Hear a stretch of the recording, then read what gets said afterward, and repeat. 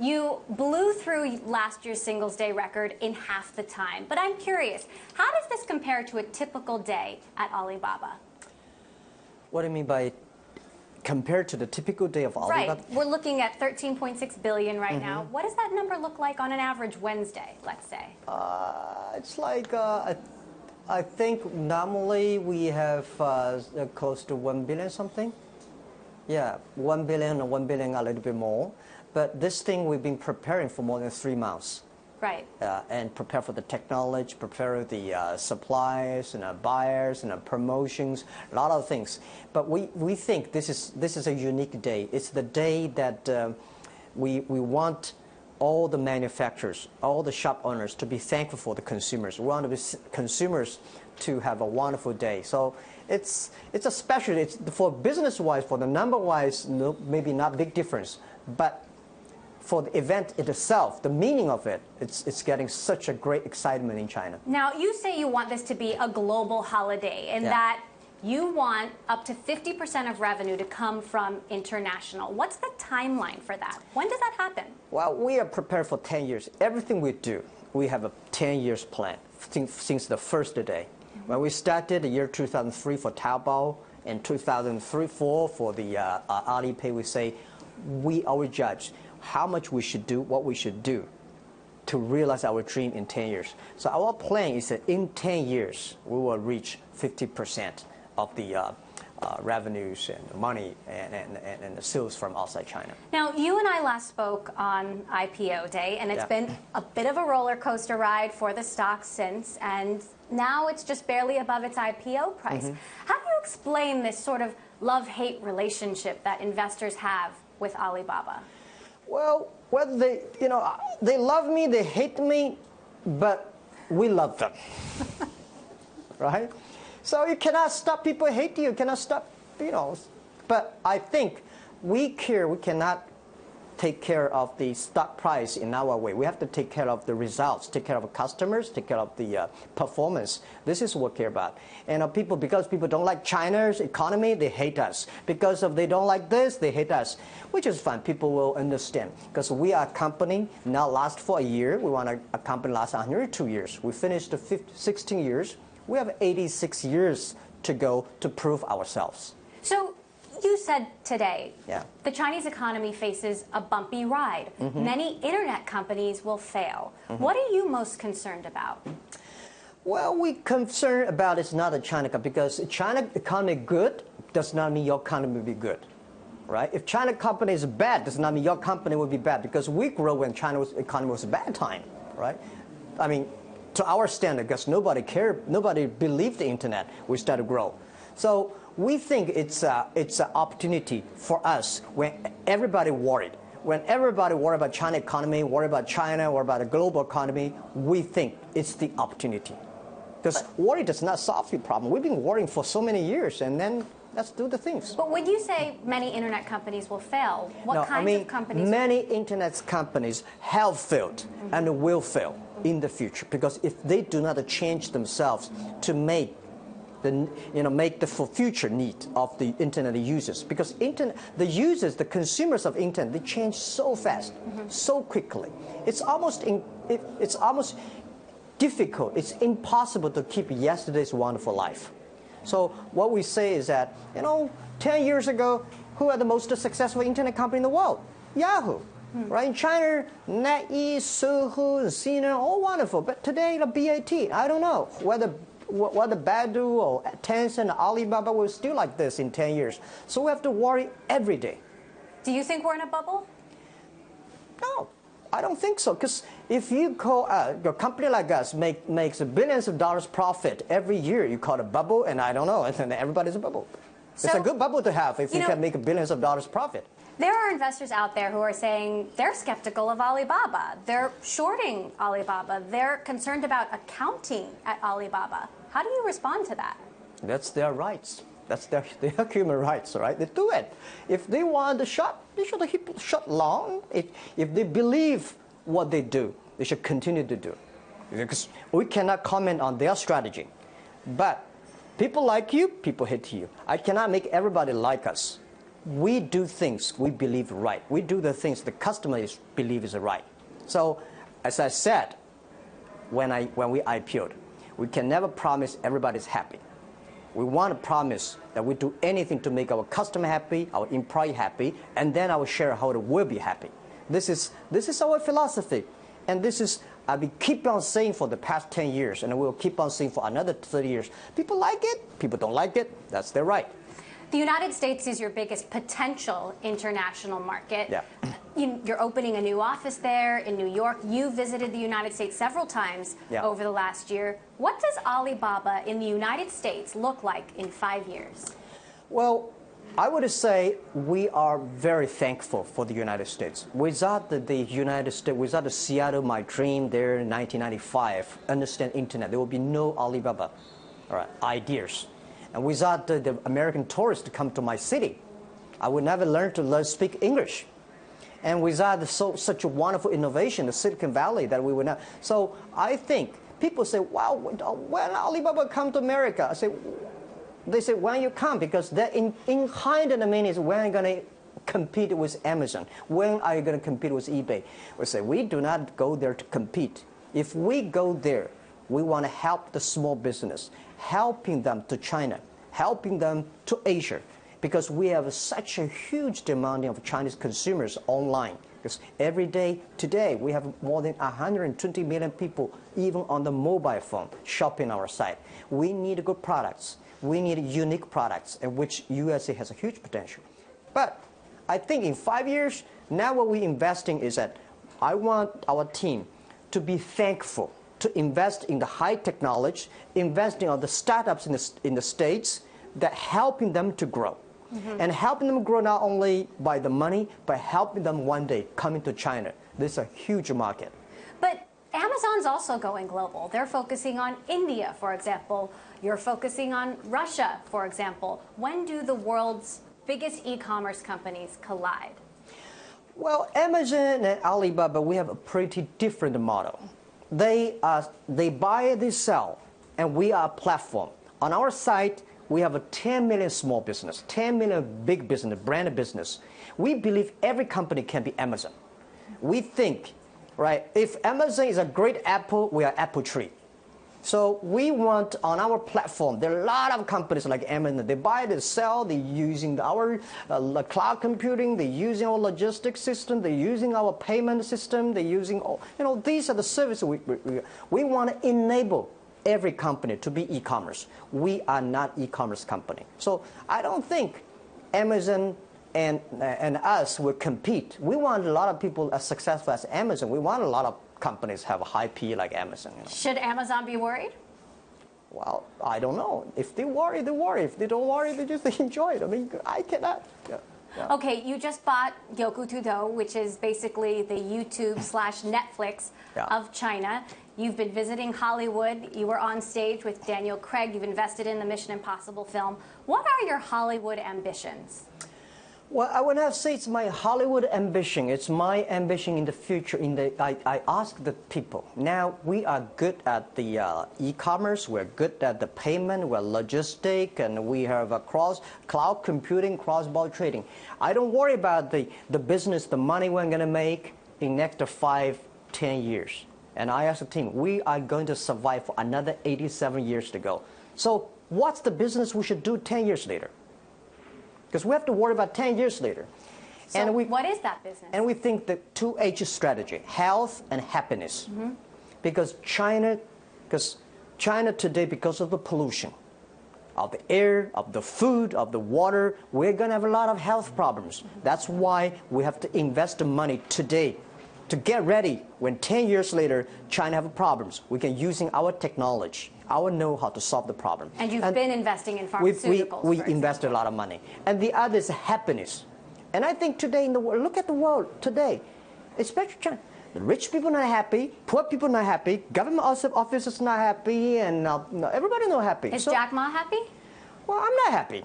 And I'm happy about what I'm doing, but I'm not happy about the pressures I had, right? The people have high expectations, because I'm a normal people. People say, well, Jack, you should do this, you do that, and, I don't have time for myself. So you get, you lose, right? So I get used to it.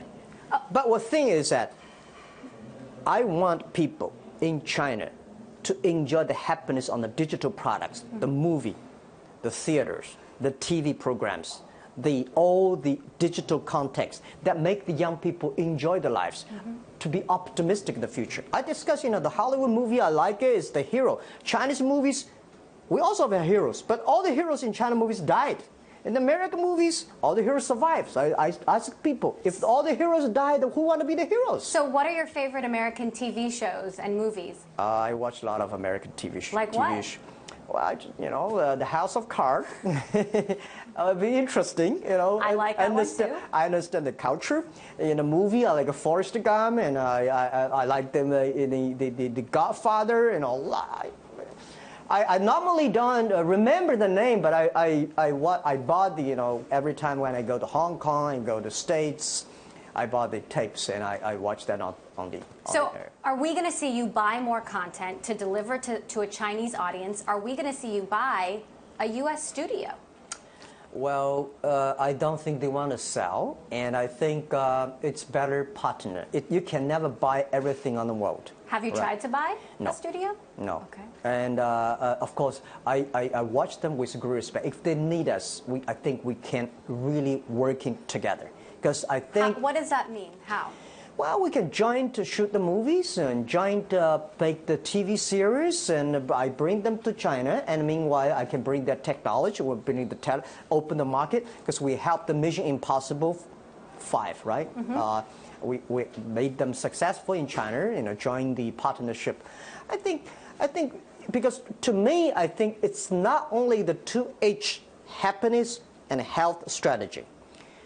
Digital product is the greatest e-commerce, which is called the e-commerce or non-logistic e-commerce.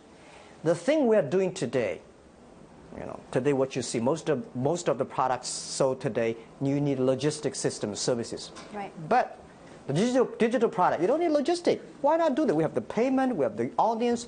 Actually, Taobao is the largest online entertainment company in China, because we've got every day we have more than 150 million people. A lot of women, girls, they're spending 5 hours without buying anything. So they're having fun. So we can do a lot of things to improve that. Well, you mentioned logistics. Some would say that JD actually has an advantage in the countryside because they are more focused on the last mile and delivery. Can you win the countryside? Well, the question is, can they win the countryside? China, today, we will create more than 500 million packages on our site. Every day today in China, more than 400 million packages. Sorry. 4,000. It's okay. The exact number doesn't matter. We probably created 70% of them. We believe in 10 years, every day, China will have 300 million packages every day. That means China will need 10 million people delivered. So even if you hire 1 million people to deliver, you only have 10%. Imagine, because I don't think we can manage a company have 10 million delivery guys on the street.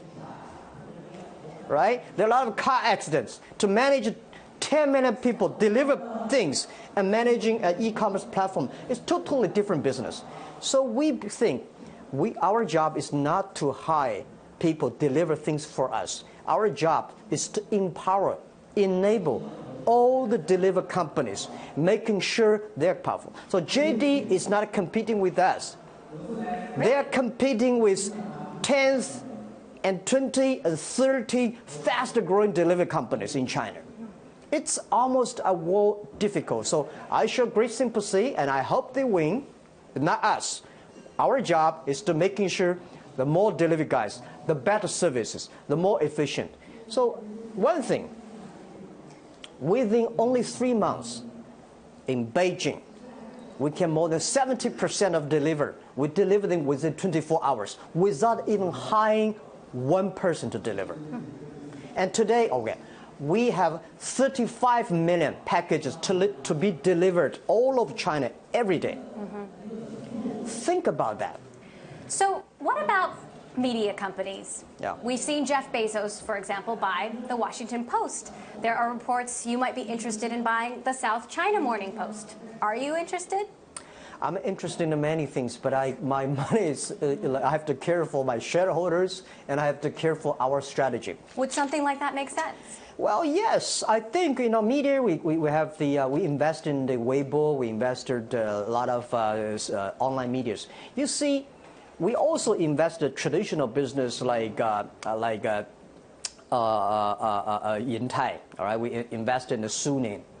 Because people say, well, internet destroyed the offline retailer business. We say, well, if you can do better, if we work together, we can do better. So we want to make example. If Suning can be better, if the entire retailer store can be better, working with us, why the other people? So for the media, we're the same thing. We think internet plus media might be very interesting to help for us to understand them, for them to understand us. So we just want to set examples. And also, for us, we need media to help our small, medium-sized companies to promote. And by the way, our advertisement dollars, huge, we gather from small business, can help the media. And media can definitely, using our data, they can tell the economy in an accurate way. So are you going to buy the South China Morning Post? I did not say that. I'm watching a lot of companies now. Okay, I do want to ask you about counterfeits because the government has come out saying that 40% of online products in China are fake and that Alibaba is one of the worst offenders.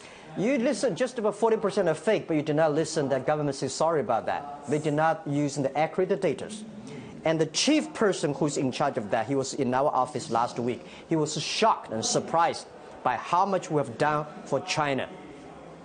So how much we've done how do and you how measure we did it. products? How do you measure progress when it comes to counterfeit products? Because vendors say you'll take something off and 3 days later, it's back on. No.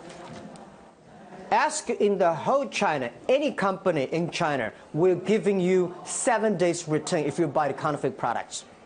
And ask all the vendors, if they work with us, if they call us, this is a fake product, we do not delete it. Don't sell lawyers, because a lot of companies send lawyers to discuss with. These lawyers don't understand the business. They don't understand the e-commerce. They come in here just to say, hey, what are you going to do? I say, this is what we do. They say, well, I represent my client. I don't want to hear what you have done, what you do. I just want to this thing down. I think we are entering a new area. Today in this world, in China, we arrested, working with the police station, more than 500, close to 500 people last year. We destroyed millions of products, fake products. And I said just now, past 15 years, I may cancel, I may postpone for all the meetings. I never postpone and cancel one meeting, one of them for counterfeit, because every consumer buy one counterfeit from our side, we lose 5 customers. So we are also victims of that. So we hate this thing. We've been fighting for years, but we are fighting the human nature, human instinct. This war has been in China for 30 years, in the offline. But we are fighting on the online. And we are also helping the fighting offline. We got 2,000 people full-time working on that. We got 5,700 volunteers working on that. With special task forces, with the technology we have, we are making progress. So I think the opportunity is whether we should working together fight against these thieves or they fight, because we are running a platform for more than 10 million business. We are managing the business. They are tiny. They are everywhere. Jack, we know you got your start as a poor English teacher, that you were rejected from Harvard 10 times. You are now one of the most successful people in the world. What is the untold story of Jack Ma? What don't we know about how you got here? Well, you say I've been rejected. I get used to be rejected. So when people say we will shut your stocks, I get used to that. When people say I don't like you, I got used to that. I mean, in the past 30 years, my life is like that. So if you like me, I say, shocked, why you like me? You know? But if you say, I don't like this guy, because the guy talking crazy, do things in a different way, well, you know, this is who we are. We believe the things we were doing. We never try to please people. But we please the people who believe in us, who work with us. And these are the things we believed. So what are things not told? I don't know. If you have any questions you have, just ask me. You know, I promise I will answer it. So how much longer are we going to see you involved in the day-to-day at Alibaba? Do you envision a day where you can focus on your philanthropy and do karaoke? Do karaoke? Karaoke. I know you like to sing. Yeah, I like to sing when I get tired. Well, I've been CEO for 15 years, and then I think I should leave this opportunity for younger people. So several years ago, I retired from a CEO position and be a chairman. But being chairman, be a good chairman, I get much busier. I was much busier last year and the year before, because you got so many responsibility to do. But good thing is I'm not working on the day-to-day operations. I work on strategy, the culture, government relationship, and also I think one of the most important things of this company is about the social responsibility. I want everybody in the company to have a strong heart and have a good heart, because we are affecting 500 million people in this nation. Every tiny policy we make, we affect these guys. We influence them. So I want those 34,000 people, they have a good heart. So that's why I'm doing that. The philanthropy, not mean, and I'm a good guy. I think we need to do that, because only when we do that, we can take the responsibility. I don't want to, when we're totally retired, we got a group of terrible guys. They just want to make money. They don't think about the society. They don't think about the community. They don't think about environment. This is not the company we want to build. So I'm preparing for my retirement. Maybe 10 years, maybe 5 years, maybe 15 years. I will get old. I will get sick. I will die. So when I'm still strong, I want to spend time on the culture, on the people, and pave a good system for this company, philanthropy, environment, and for all the things, the education that we should do. I'm an ideal person. People, shareholders say, well, guy, I don't like you doing that. I want you to make the money. By the way, we make a lot of money. But if you want people who only focus on making money, a lot of companies, they can invest. For us, we want the money, integrity to be together.